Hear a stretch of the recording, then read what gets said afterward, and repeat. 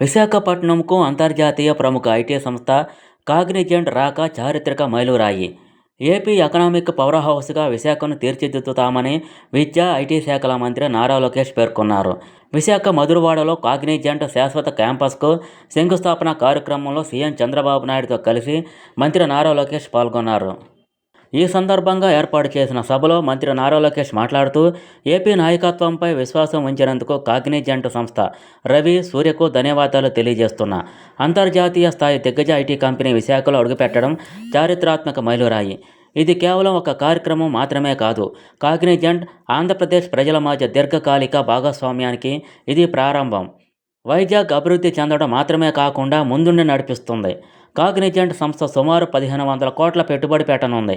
ఇప్పటికే తాత్కాలిక క్యాంపస్లో 1000 మంది పనిచేస్తున్నారు.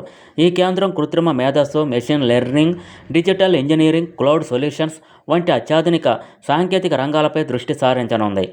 ఈ ఒప్పందం వెనుక ఓ కథ ఉంది. దావోస్లో నా బర్త్డే రోజైన జనవరి 23వ తేదీన ఈ ప్రయాణం ప్రారంభమైంది. నేను రవిని కలిసినప్పుడు అనేక ప్రశ్నలు అడిగారు. అన్నింటికీ సమాధానం చెప్పాను. ముఖ్యమంత్రి అనుమతి తీసుకుని ఎకరా భూమిని 99 పైసలకే కేటాయిస్తామని చెప్పాను. రవి ఆశ్చర్యపోయారు. ఇది సాధ్యమేనా అని అడిగారు. 99 పైసలకే భూమి ఇస్తే పరిశ్రమలు వస్తాయా అని సీఎం అడిగారు. అవకాశం ఇస్తే విశాఖలో చరిత్ర సృష్టిస్తామని చెప్పాను. ఈరోజు కాగ్నిజెంట్ విశాఖకు వచ్చింది.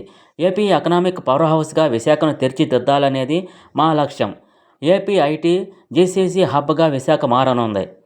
ఆంధ్రప్రదేశ్ ఆర్థిక కేంద్రంగా విశాఖపట్నం ఎకనామిక్ రీజియన్ రూపుదిద్దుకుంటుంది. రాష్ట్రంలో పెట్టిన ప్రతి ప్రాజెక్టును ప్రభుత్వ ప్రాజెక్టుగా భావించి చేయూత అందిస్తామని చెప్పాం. ఇప్పుడు కాగ్నిజెంట్కు కూడా అదే స్థాయి ప్రోత్సాహం అందిస్తాం. కాగ్నిజెంట్లో పనిచేసే ఉద్యోగులంతా విశాఖ బ్రాండ్ అంబాసిడర్లుగా మారాలి. యువత నైతిక విలువలు అలవర్చుకోవాలి. 5 లక్షల ఐటీ ఉద్యోగాలు ఈ ప్రాంతానికి వచ్చేలా మా ప్రభుత్వం కృషి చేస్తుంది.